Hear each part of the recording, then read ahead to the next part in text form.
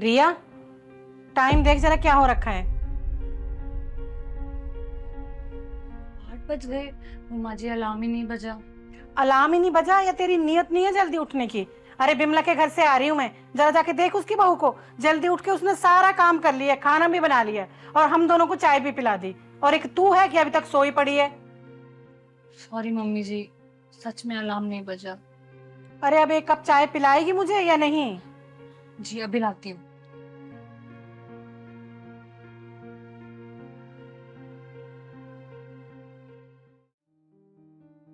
Mummy जी चाय।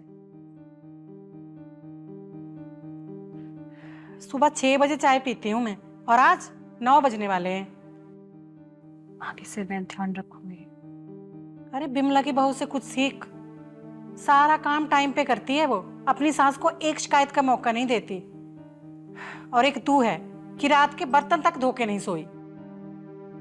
वो mummy जी, कल संजू बहुत लेट आए थे और मैं भी काफी थक कर आई थी, तो सोचा कि सुबह धो दूंगी। क्यों भाई, सुबह क्यों धो दूंगी? रात के बर्तन रात को ही धो के रख देने चाहिए, अच्छा नहीं होता। जी मम्मी जी।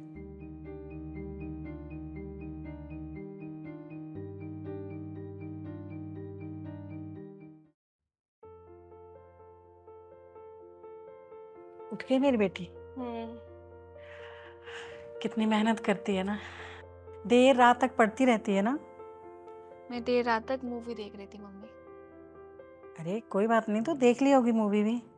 बेटा, अब जल्दी ही तेरा कॉलेज खत्म हो जाएगा, फिर तेरी शादी। मैं तो भगवान से दुआ करती हूँ कि तुझे ना बिल्कुल मेरे जैसी प्यार करने वाली सास मिले, जो तुझे मुझ जैसा प्यार करे। ऐसे नहीं मम्मी, क्या मतलब? ऐसे बोलो कि जैसे आप भाभी को प्यार करती हो वैसे मेरी सास मुझे भी प्यार करे। ऐसा क्यों बोलूँ मैं? कुछ भी बोलती रहती है तू। और तेरी भाभी को क्या कमी रखी है मैंने? अरे कभी मैंने उसे खाने से नहीं रोका, कभी पहनने से नहीं रोका। जो उसका मन करता है वो खाती है, जो मन करता है वो पहनती है। और क्या चाहिए उसे? हाँ तो माँ ठीक है ना, तो आप ऐसा बोलो कि जैसे आप भाभी को रखती हो वैसी मेरी सास मुझे भी रखे।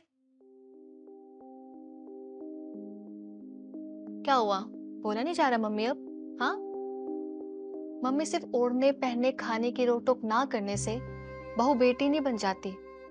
बहू को बेटी समझना भी पड़ता है। और मैं अभी इतनी लेट से उठ के आई, आपको कोई प्रॉब्लम नहीं हुई मुझसे। और रात को ना 3-3 बजे तक मैं मूवी देख रही थी और आपको ऐसा लगा कि मैं पढ़ाई कर रही हूँ। भाभी हफ्ते में 6 दिन ऑफिस जाती है ना, एक दिन उन्हें ऑफ मिलता है संडे को। अगर वो चाहती है कि उस दिन वो आराम कर ले, थोड़ा लेट से उठ जाए, तो उसमें क्या प्रॉब्लम हो गई? उसमें आप उन्हें सुनाने लग जाती हो। रात के बर्तन नहीं धोए उसमें भी आप उन्हें ताने कस रही हो। अरे एक बार ये तो देखो ना कि बेचारी ऑफिस जाने से पहले सारा काम करके जाती है, ऑफिस से आने के बाद सारा काम करती है, घर का एक एक काम करती है। अगर उस बीच में एक दो काम छूट जाते हैं या दो चार बर्तन रह जाता है तो क्या हो गया? अरे मैं धो लूंगी ना, घर में इतने लोग हैं, कोई ना कोई धो ही देगा। कोई पहाड़ तो टूट नहीं जाएगा ना इसमें।